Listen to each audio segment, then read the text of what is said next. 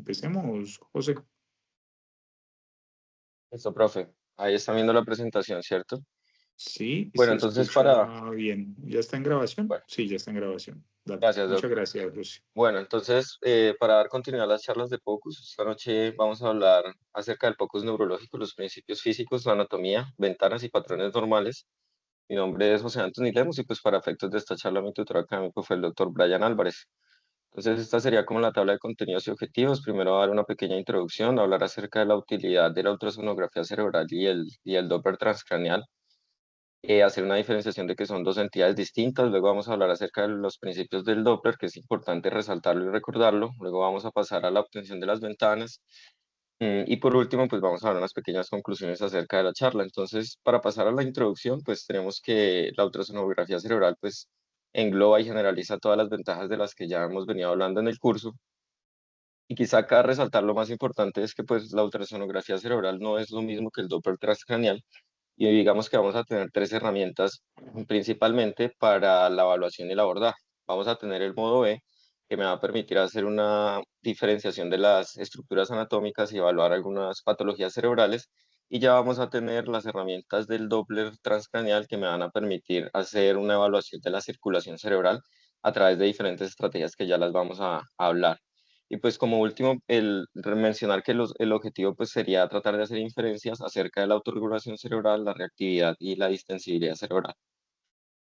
Entonces, respecto a sus utilidades, pues en el modo B tenemos que nos va a permitir tal vez hacer la evaluación de dilatación ventricular y hacer inferencias sobre la posible presencia de hidrocefalia. También nos va a permitir hacer diferenciación de sangrados, de lesiones intra o extraxiales, hacer mediciones de la línea media para evaluar desviaciones, y pues también nos va a servir como herramienta para detectar muerte encefálica, vasoespasmo, y hasta de pronto algunas infecciones. Ya pasando a la parte del Doppler transcraneal, pues vemos que se planta como una herramienta para la evaluación no invasiva e indirecta de la presión intracerebral, de la presión de perfusión cerebral.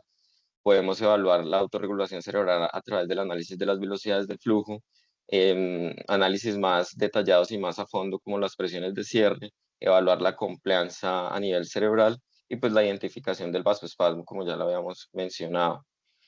Entonces hay que pasar y hay que pues hablar y recordar algunas cosas importantes acerca del efecto Doppler. Esto fue descrito a mediados del siglo XIX.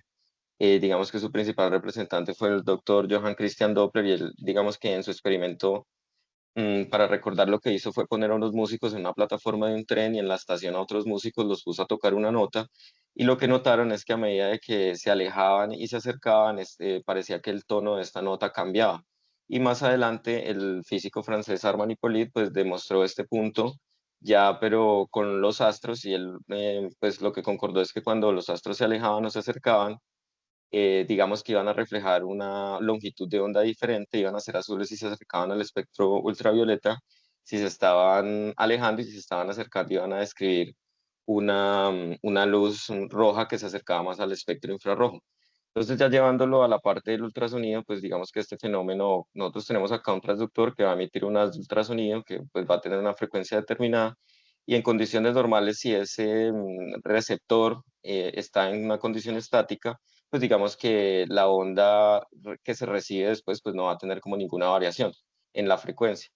Caso contrario, si ese objeto o ese receptor está en movimiento, digamos que lo que se va a describir es una alteración a nivel de la amplitud de esa onda. Entonces, si el objeto se está alejando, esa amplitud se va a aumentar y por ende la frecuencia va a disminuir. Y si el objeto, por el contrario, se está acercando, pues esa amplitud de onda va a disminuir y la frecuencia va a aumentar.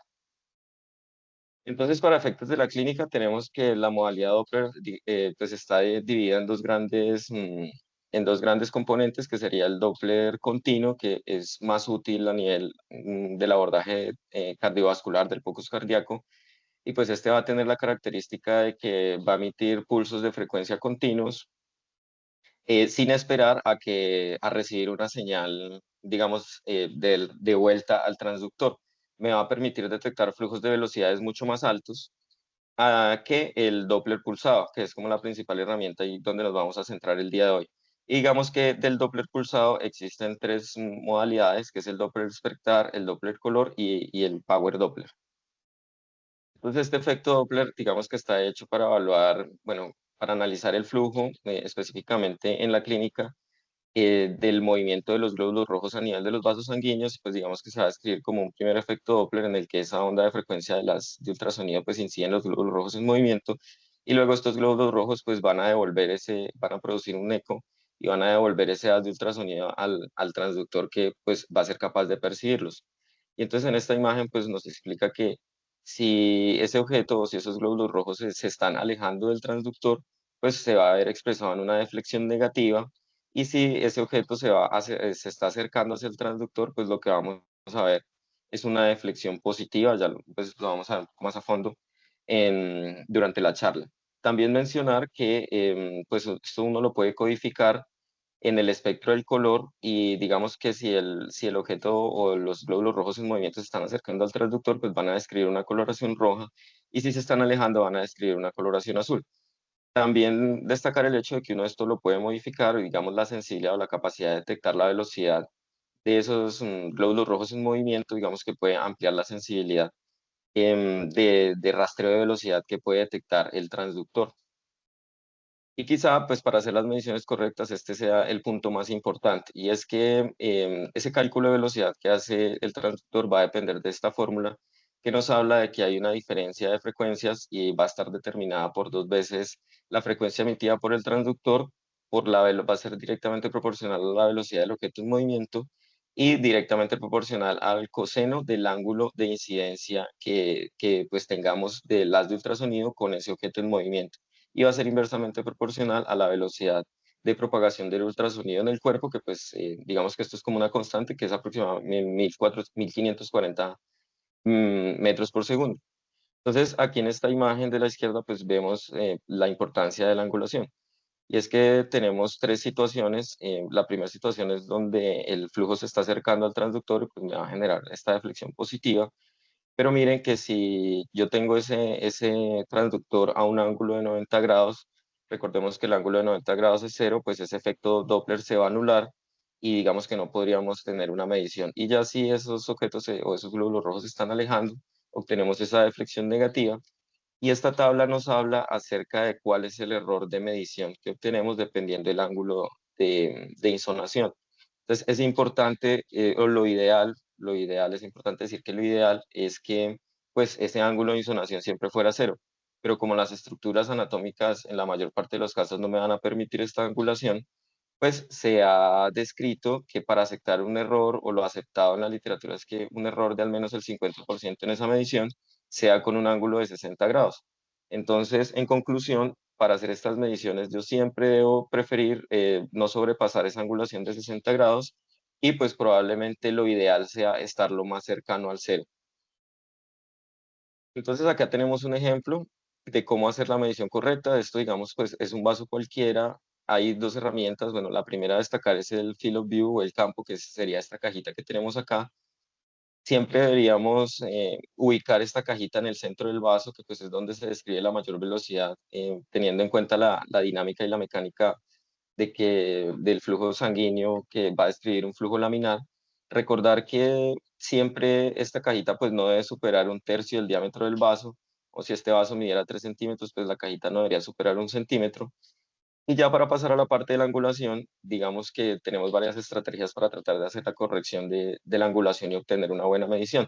Entonces, primero podríamos tratar de corregir el ángulo generando movimientos de abanico a nivel del transductor. Segundo, tenemos una herramienta que pues traen los ecógrafos, que es el STIR, que me va a permitir hacer una corrección virtual de ese ángulo. Entonces yo puedo modificar esta herramienta y tratar de ubicar pues que esta linecita que me representa la angulación quede lo más paralela al flujo del vaso. Y recordar pues que la angulación siempre debe ser menor a 60, y pues en lo posible acercarse la mayor parte de las veces al cero. Entonces hasta aquí en resumen tenemos tres modalidades del Doppler. El Doppler espectral, que se va a ver de esta forma, lo que me va a hacer es graficarme una velocidad en el eje de las Y, y en el eje de las X el tiempo. Me va a describir un cambio de la variabilidad de esas velocidades, que es la parte externa que yo veo acá, una velocidad de pico sistólico, una muesca dicrota, una velocidad de flujo diastólico, y pues para, digamos, caracterizar que sea una buena medida, siempre debía haber esta zona acá oscura que es la ventana espectral. Digamos que el Doppler espectral pues me va a permitir como ubicar la profundidad de la estructura que yo estoy evaluando. La característica, pues como es una modalidad del Doppler pulsado, pues va a emitir un pulso y pues no va a emitir un siguiente pulso hasta que no reciba ese pulso de regreso hacia el transductor. Y pues va a ser importante que para obtener una buena medición voy a tener que hacer una corrección de los ángulos.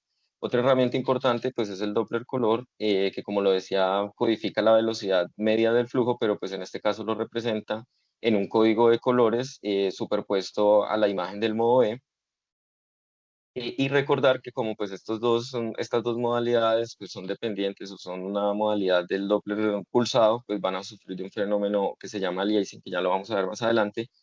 La modalidad Power Doppler probablemente sea una herramienta que describa una mayor sensibilidad. En este caso no detecta la velocidad del flujo, sino que lo que me va a detectar o lo que va a representar es una potencia o la intensidad del espectro del flujo y no las velocidades.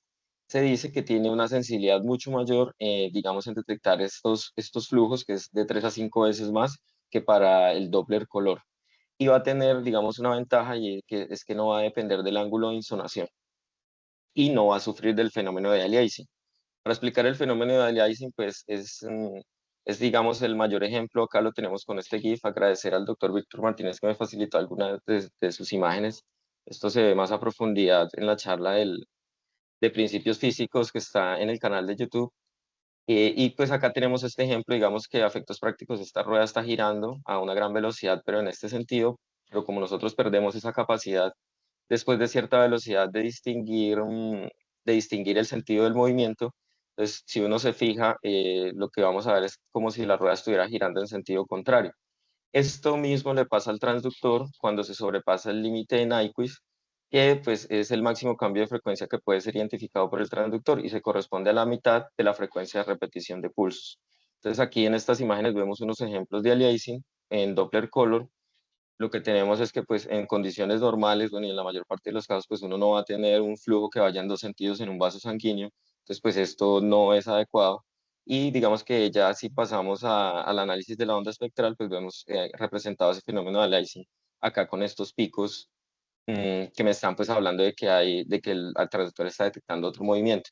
Tenemos algunas estrategias para impactar este fenómeno. Podemos, digamos, hacer un ajuste en el ecógrafo y aumentar la frecuencia de repetición de pulso. También podemos hacer un ajuste de la línea de base.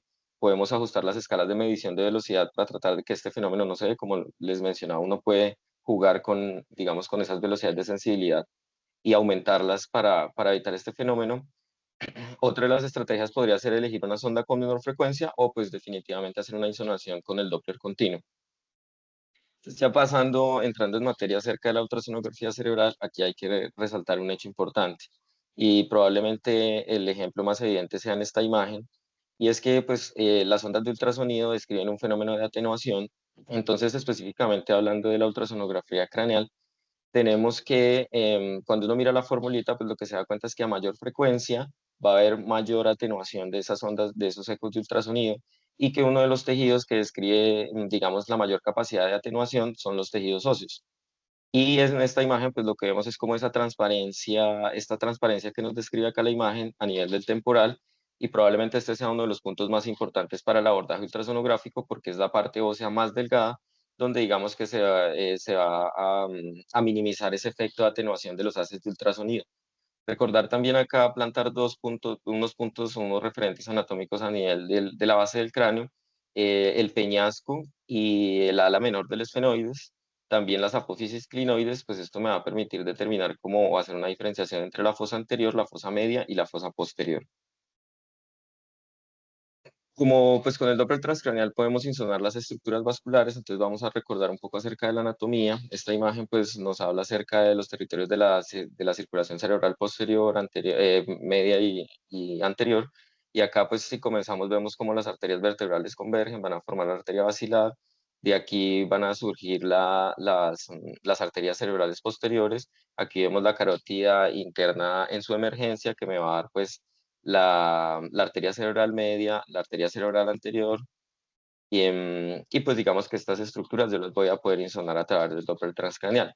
Pero lo importante a tener acá en mención, o el punto más importante, es que por su disposición anatómica y por los efectos de atenuación que ya hablamos, probablemente la arteria que mejor podamos insonar y donde más va a ser válida y probablemente la que tenga, digamos, ese menor efecto de angulación y me va a dar medidas más válidas es la arteria cerebral media.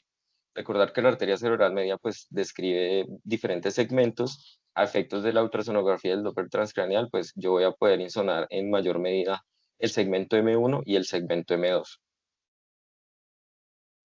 La anatomía carotidia pues también es importante. Recordar que si venimos del lado derecho pues se va a derivar del tronco brachiocefálico, si viene del lado izquierdo se va a derivar directamente del arco aórtico. Pues en su ascendencia más o menos a nivel de C5 C6 va a tener una división después del bulbo carotidio, esa carótida común pues se va a dividir en carótida interna y carótida externa. Esto pues cobra relevancia, sobre todo cuando estamos calculando el índice de Lindegard, pues la medida debería hacerse, digamos que 1 centímetro posterior a esa división donde se encuentra el bulbo raquídeo. Y recordar que la carótida interna pues tiene unos segmentos y unas divisiones, tiene una porción cervical, una porción petrosa, una porción cavernosa y una porción cerebral. Y vamos a ver que esto cobra una relevancia esta disposición, sobre todo cuando estamos haciendo la ventana transorbitaria, que lo vamos a ver más adelante. Ya para pasar a la parte entonces de las ventanas, digamos que se describen 4 ventanas principales. La ventana transorbital, donde yo voy a poder hacer una evaluación de la vaina del nervio óptico, también voy a poder evaluar la arteria central de la retina, la arteria oftálmica, pero en este caso mi objetivo va a ser es alcanzar esa arteria carótida interna, digamos en sus porciones supraclinoidea, clinoidea e infraclinoidea. La ventana transtemporal, como los mencionaba, pues es una de las más importantes, donde se va a ver menos afectado ese efecto de atenuación de las ondas de ultrasonido y va a ser el punto de partida de donde yo debo comenzar para hacer tanto la diferenciación de estructuras anatómicas como para iniciar el Doppler transcraneal. También se describe la ventana occipital o la ventana transforaminal, donde yo voy a poder insonar las arterias vertebrales y la arteria basilar, y una ventana submandibular que también está descrita en la literatura, donde yo voy a poder hacer un abordaje de esa carótida interna. En general, pues como lo mencionaba, los transductores que se deben utilizar deben ser de baja frecuencia para disminuir ese fenómeno de atenuación que produce la tabla ósea, sacrificando, digamos, calidad de la imagen o nitidez de la imagen. Pues como ya sabemos, estos transductores de baja frecuencia nos permiten mayor profundidad, pero sacrificando la nitidez de la imagen. El estudio siempre debería realizarse con que la cabecera del paciente esté a 30 grados, y pues ya vamos a hablar un poco más acerca de la técnica cuando hablemos de cada una de las ventanas. La profundidad inicial, pues siempre debe verse el hueso contralateral y uno podría pues ajustar las potencias del Doppler para tratar de obtener la mejor imagen o la imagen más adecuada. Entonces, decía que la ventana temporal es una de las más importantes para hacer el abordaje. Aquí tenemos cuál sería como la descripción desde el punto de vista de la anatomía topográfica, de cuál es el sitio donde se debe hacer la medición. Entonces, el transductor siempre se debe colocar con el indicador hacia el canto o hacia la parte anterior del paciente. Se debe hacer, digamos, por encima, digamos, centímetro del hélix, y describir que pues esto me va a dar como una zona aproximadamente de 3 centímetros de área donde yo voy a poder hacer pequeños movimientos del transductor para adquirir las diferentes ventanas. De la ventana transtemporal, pues hay digamos, tres ventanas principales o importantes. ¿Cómo se consiguen estas ventanas? Pues yo voy a iniciar la primera estructura que voy a tener que identificar es el tálamo. Esta sería la ventana o el plano mesencefálico y luego voy a comenzar a hacer angulaciones de aproximadamente 10 grados, describe la literatura, hay inclinaciones hacia caudal para obtener el plano diencefálico. El plano diencefálico se va a caracterizar porque se va a ver, van a aparecer dos líneas hiperecogénicas que van a ser el tercer ventrículo, y a sus lados pues va a estar con la relación anatómica de los tálamos, ya lo vamos a describir más adelante cada una de ellas. Y finalmente, si hago una mayor angulación, pues voy a obtener el plano ventricular, que pues lo que puedo, digamos, detallar así de forma grande van a ser los ventrículos laterales y en algunos casos pues puedo ver los plexos coroideos. Otra cosa a resaltar de esta imagen es que pues si lo notan, estos pacientes tenían una craniectomía descompresiva, entonces la imagen mejora mucho la calidad cuando no se encuentra con esa interposición ósea. Pues estamos hablando específicamente del adulto, ¿no? Esto en pediatría y en niños, pues digamos que las calidades, el fenómeno de atenuación se reduce y las calidades de la imagen que uno tiene, pues son mucho mejores. Entonces ya pasando al plano mesencefálico, es el plano inicial y el más importante. Uno hace la insonación, la recomendación es que en esa usted debe ajustar la profundidad para lograr ver la tabla ósea contralateral y este sería como el punto de inicio.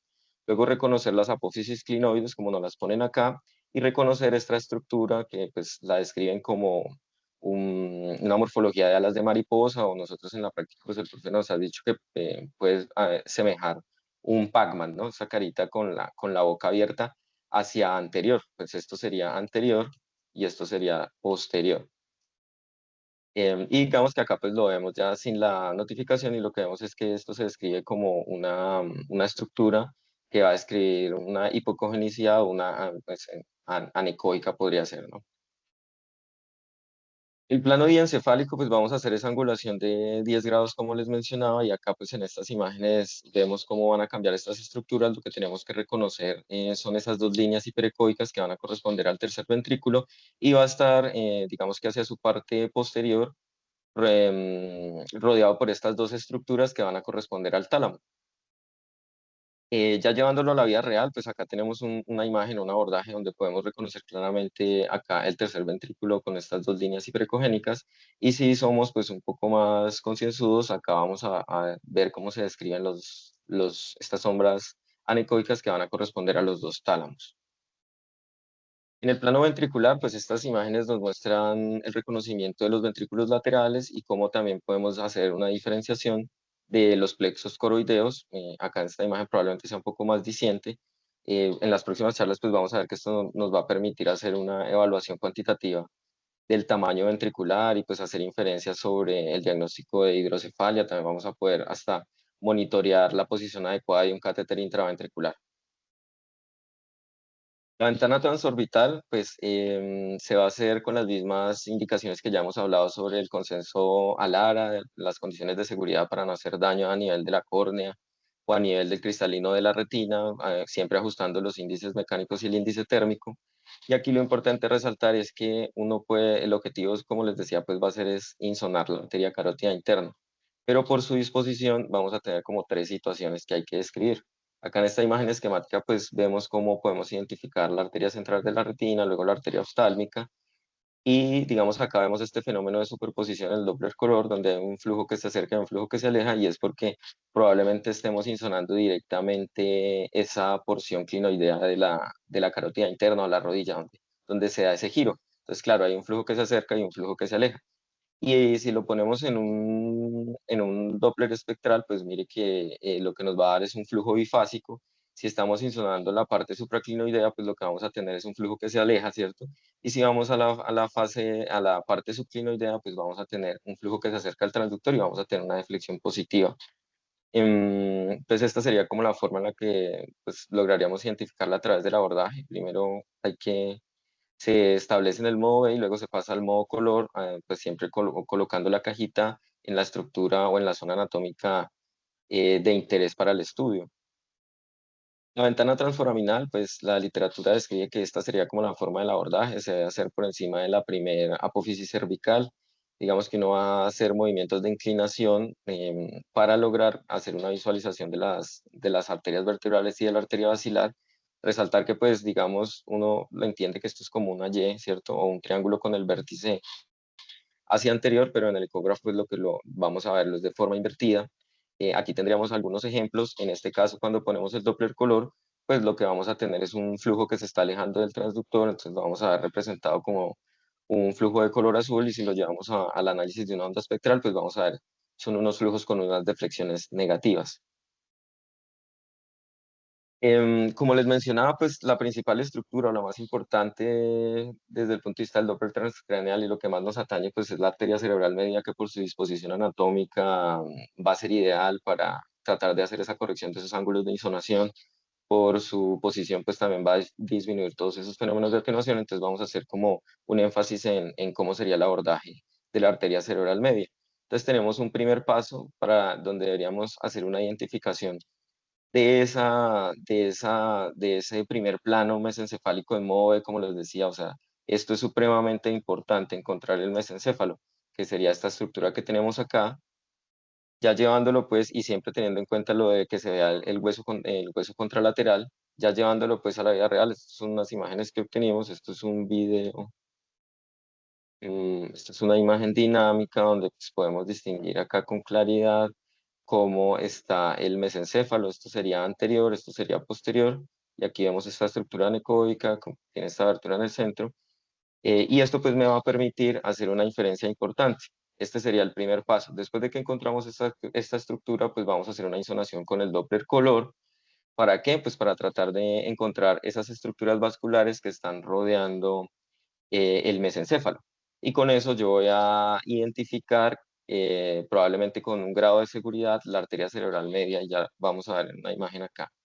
De la vida real, pues en este video tenemos la disposición del tálamo, ¿cierto? Acá lo vemos claramente, ya acá lo vemos con mayor claridad. Entonces uno lo que tiene que tener en cuenta es que cuando encuentra el tálamo, la arteria cerebral anterior pues estaría anterior al tálamo, la arteria cerebral media estaría anterolateral, o sea, en esta dirección, y la arteria cerebral posterior pues iría hacia la parte posterior del tálamo. Entonces esto nos va a permitir hacer la diferenciación de esa estructura vascular del polígono de Willis, y acá pues tenemos otra imagen donde se describe probablemente el recorrido. Después de que uno la encuentra, pues uno ya ubicándola puede hacer, digamos, un aumento de la profundidad para enfocarse específicamente en esa estructura, en este caso que sería esa arteria cerebral media. Y el tercer paso, pues sería hacer la insonación con el Doppler, para hacer el análisis con el Doppler espectral, con las indicaciones y como los habíamos mencionado, y la técnica que hay que tener en cuenta. Pues acá tenemos un ejemplo, esta imagen dinámica pues nos muestra cómo acá hicimos una corrección de la angulación de 32 grados, pues no es lo ideal, pero fue lo que más nos acercó, y nos describe esta onda de Doppler espectral que pues parece tener una muy buena técnica operativa. Como les decía, esta parte siempre, digamos, no debe estar ocupada, siempre se debe ver oscura, y esto nos va a permitir hacer unas mediciones. Básicamente, hacer un cálculo de la velocidad de pico sistólico. Acá veríamos que se describe esta muesquita. Esta sería la velocidad del pico diastólico. Digamos que para este caso, el preset del ecógrafo nos va a permitir pues, hacer un cálculo automático de los índices de pulsatilidad, los índices de resistencia, las velocidades máximas, que ya vamos a dar una pequeña introducción para la próxima charla de cuál es su utilidad. Respecto a las arterias, pues cada una va a estar a una profundidad diferente, cada una va a tener una dirección del flujo como lo veíamos en las diferentes ventanas y los abordajes, y pues cada una de esas va a describir unas velocidades medias. Esto es demasiado variable, va a depender de la edad del paciente, va a depender de la población, de la procedencia, de la etnia. Entonces no hay como un punto de corte. El punto de corte es muy variable, pero específicamente resaltar que para la arteria cerebral media, digamos que las velocidades medias de flujo normales oscilan entre 60 y 80, y pues, digamos que si sobrepasan estos rangos hacia inferior o hacia superior, pues voy a detectar una anomalía. Respecto al patrón normal del análisis de onda espectral de la arteria cerebral media, pues como les decía, la morfología es que va a tener una velocidad de pico sistólico, una muesca dícrota y una velocidad de pico diastólico. Esta gráfica pues nos relaciona cómo se va a ver alterado dependiendo el compromiso de la perfusión cerebral y el aumento de la presión intracraneal. Entonces estos en el A tenemos como el patrón normal, en la B tendríamos un compromiso donde comienza a comprometerse. Lo primero que se compromete cuando se incrementa la presión intracraneal es la diástole. Esto es lo que después se llama un patrón de aumento de la resistencia. Posteriormente esa diástole desaparece y lo que vamos a tener es solo un reflejo de las ondas de pico sistólico. Y si nos vamos un poco más allá, encontraremos este patrón reverberante donde ya la diástole se ve invertida. Y si diríamos más allá, pues encontraríamos ya patrones de ausencia de flujo que nos indicarían muerte cerebral. Esta gráfica, pues, para hacer una pequeña introducción para las próximas charlas, donde vamos ya a ir un poco más hacia la evidencia de los índices de pulsatilidad, los índices de resistencia, pues mire que esta gráfica pues, nos plantea como cómo es el comportamiento y cuál es el mecanismo por el cual el Doppler transcranial nos sirve para hacer los diferentes análisis. Entonces, esta gráfica nos relaciona el flujo sanguíneo cerebral versus la presión de perfusión cerebral, y acá por este lado la presión intracraneal. Y lo que vemos es que en esa zona de autorregulación, mire que el flujo sanguíneo cerebral es estable y no, pues, no tiene cambios. ¿A expensas de qué? A expensas de los cambios de perfusión cerebral. Digamos que se describe que la autorregulación se encuentra en una zona entre 50 y 150 para la literatura, y eso se va a ver reflejado. Probablemente lo más importante de esta gráfica es ver cómo el cerebro hace para hacer estos mecanismos de compensación, y es a través, digamos, de los cambios a nivel de las estructuras vasculares o ese flujo sanguíneo que describíamos en la teoría de Monroe-Kelly. Digamos, esta adaptación me va a permitir mantener esta homeostasis o regulación. Cuando esto se pierde, si nos vamos a este lado de la gráfica, va a llegar un punto en el que el flujo sanguíneo cerebral es directamente o dependiente de los aumentos de presión cerebral y directamente proporcionales a los aumentos de PIC. Y es, digamos que esta es una zona donde el paciente o el fenómeno que se va a producir va a ser edema o fenómenos de hiperemia, edema cerebral o fenómenos de hiperemia. Y si nos vamos a esta parte de la gráfica, pues vamos a tener una zona en la que probablemente lo que se va a generar es un colapso circulatorio y vamos a estar es en una zona de hipoperfusión o isquemia cerebral. El flujo sanguíneo cerebral, pues como subrogado de la ley de Ohm y para los fluidos de la ley de Pausille, pues va a ser inversamente proporcional a la resistencia, a las resistencias vasculares. Y eso es, pues, es lo que nos explica este comportamiento, los aumentos y las disminuciones de la resistencia vascular para tratar de mantener ese flujo sanguíneo cerebral estable. Entonces el Doppler transcranial lo que nos va a detectar son velocidades de flujo. Y esto pues se explica por el fenómeno, por la teoría de Bernoulli o por este fenómeno físico donde tenemos un flujo. Este mismo flujo, si hay un estrechamiento de esa luz del vaso o en otra consideración un aumento, ese mismo flujo tiene que pasar por ahí. ¿Cómo lo va a hacer? Pues a través de un aumento de la velocidad y una disminución de la presión si hay un estrechamiento. Y si tuviéramos digamos, lo contrario, si esto fuera un vaso más dilatado, pues lo que vamos a ver es que va a haber un aumento de la presión y una disminución de la velocidad.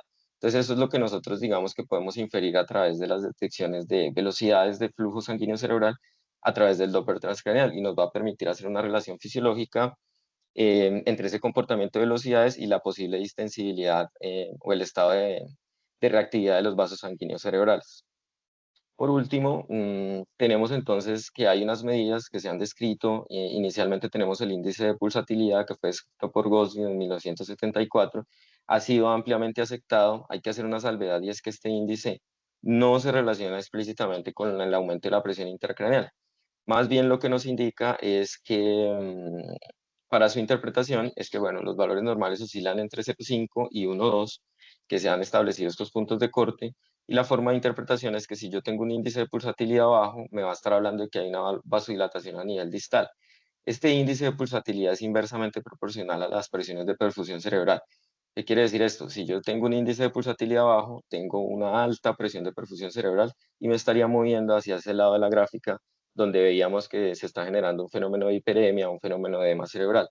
Contrario, si yo tengo un índice de pulsatilidad alto, me va a estar hablando de que hay una obstrucción distal y de que probablemente la presión de perfusión cerebral está baja o disminuida, y que voy a estar en esa parte de la gráfica donde el paciente probablemente va a estar sufriendo es un fenómeno de hipoperfusión o isquemia cerebral. Resaltar, como les decía, pues que hay múltiples causas para que esto se produzca. Múltiples condiciones pueden producir estas alteraciones. Un aumento de la PIC, no solamente puede ser un aumento de la PIC, puede ser que haya una placa en el vaso sanguíneo, puede ser que el paciente tenga vasoespasmo, causas metabólicas, bueno, hay un espectro diferencial que va a tener que ser interpretado a la luz del contexto clínico del paciente. Otro de los índices importantes a hablar es el índice de resistencia. Fue escrito por Pauselot también ya hace un tiempo y pues ha sido aceptado. Sus valores normales oscilan entre 0,7 y 0,75. Y pues este índice me va a hablar más es de la resistencia de salida al flujo de ese vaso sanguíneo que yo estoy evaluando. Y pues digamos que no me relaciona directamente la distensibilidad como el índice de pulsatilidad, sino simplemente que hay un aumento de la resistencia, que ese vaso tiene una velocidad acelerada. Por último, hay unas formas de calcular. Esto pues es mucho más profundo. De hecho, pues los parámetros fisiológicos y lo que uno pudiera calcular va mucho más allá para la neuromonitoría no invasiva, como la presión de cierre cerebral, la distensibilidad estática o dinámica, que también se puede evaluar. Pero en general se ha aceptado, hay múltiples modelos también que se han propuesto por diferentes autores para tratar de calcular la presión de perfusión cerebral no invasiva, desde el punto de vista del análisis del Doppler transcranial, pero esta sería como la formulita más aceptada. Diferentes estudios han aceptado que tiene un índice de correlación que oscila entre 0,7 y 0,9 para detectar, digamos, presión intracraneal elevada, y pues me va a relacionar la presión arterial media, la velocidad de flujo, de pico de flujo diastólico sobre la velocidad de flujo media, y se le va a sumar 14. Con esto yo voy a pues, poder calcular la presión de perfusión cerebral, y si lo llevo a esta formulita, pues haciendo, digamos, una fórmula de despeje, me va a quedar que voy a poder calcular o hacer un aproximado de la presión intracraneal. Se ha descrito que el cálculo por este método puede llegar a describir un error entre 10 y 14 milímetros de mercurio. Entonces la recomendación es que siempre usted debería hacerlo pues en un contexto clínico adecuado, y también debería siempre asociarlo a otra medición, por ejemplo, como la vaina del nervio óptico. Eso ya lo veremos más a profundidad en la próxima charla. Las conclusiones, pues recordar que representa ciertas dificultades técnicas, pues desde el punto de vista de la anatomía de los pacientes. Entre el 5 y el 40% de los pacientes pueden presentar una ventana no favorable para hacer la exploración. La arteria que probablemente representa una mayor facilidad técnica y operativa para su abordaje y corrección de los ángulos de insonación es la arteria cerebral media, entonces debería ser como la que nos dé, donde deberíamos siempre irnos a hacer las mediciones. Y pues los índices de pulsatilidad siempre se deben, ¿qué? Siempre se deben interpretar a la luz clínica del paciente en el contexto clínico y junto a otros parámetros, pero pues si uno tiene una alteración de los índices de pulsatilidad, pues yo ya voy a tener que plantearme una alerta de, venga, ¿qué está pasando con este paciente? Y diferenciar que pues el Doppler transcranial es como una entidad que me va a hablar acerca de estas patrones, de estas características que yo puedo evaluar, pero también la ultrasonografía cerebral es como otro contexto aparte, en el que yo puedo hacer una aproximación diferente y probablemente una evaluación de unas enfermedades diferentes. Y eso era lo que tenía para hoy. Muchas gracias. Bueno, José, muy bien, muchísimas gracias. Creo que esta es una charla que reúne los principios o la parte fundamental para el inicio a una serie de conferencias que vamos a tener, que son de neurozonología, que es ya como el módulo final de este curso del año 2025 de ecografía, donde se reúnen y, como pudieron ver, muchos conceptos que realmente se han ido tocando de cierta manera, tanto en estas sesiones de POCUS de la residencia, así como los que han tenido la oportunidad de estar en las clases de los fellow, y que también pues están a disponibilidad por si les interesa a mayor nivel de profundidad. Por supuesto, varios de esos conceptos están también en el canal de YouTube del programa de entrenamiento avanzado. Y son ahorita importantes tocarlos así de forma base para poder entrar al detalle en las próximas actividades, teniendo en cuenta que en neurozonología, y como muy bien lo dijo José, nosotros en este escenario de POCUS neurológico no solo hacemos Doppler transcraneano. Eso es parte como de la historia de por dónde ingresó esto, porque como lo van a ver en esas actividades, se hacen otras series de adquisiciones que incluso no son Dopplers, son netamente ecografía.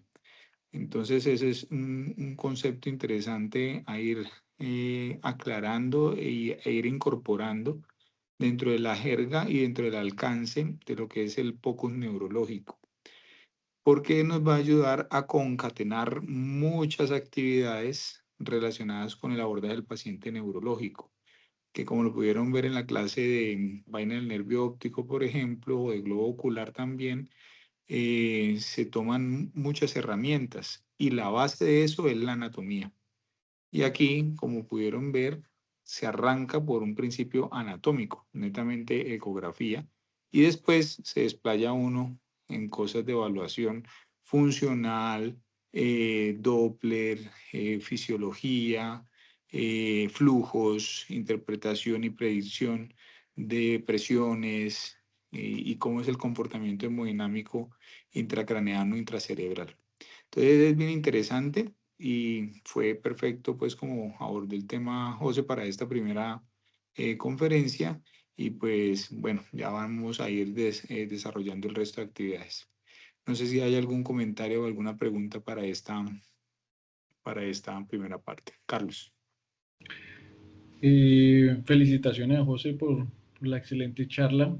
Y quisiera agregar que cuando hacemos la medición de la arteria cerebral media y precisar ahí un punto esencial, de pronto quedó como confuso en la interpretación, es que el polígono de Willis está en estrecha relación con el mesencéfalo y no con el tálamo. Y eso es un punto esencial para poder hacer la medición. Cuando vemos el polígono de Willis, cómo se distribuye en la parte anterior del mesencéfalo, ahí podemos hacer la medición de casi todas las arterias que mencionó muy bien José. Es una precisión que debemos tener porque de pronto nos podemos desviar y no objetivizamos o no protocolizamos pues adecuadamente la medida de estas arterias. Entonces sí es un punto esencial, sobre todo cuando vamos a ver la cerebral media, vamos a poder también medir la cerebral anterior e incluso la cerebral posterior, que es la que rodea ese mesencéfalo, y no tanto pues el tálamo. Y es una precisión que pues debemos tener en cuenta al momento de hacer esta insonación.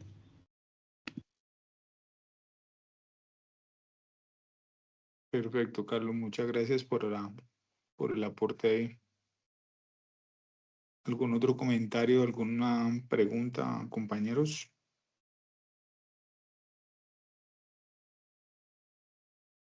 Bueno, si no hay comentarios, entonces muchísimas gracias a todos por la asistencia. Nos vemos dentro de 8 días.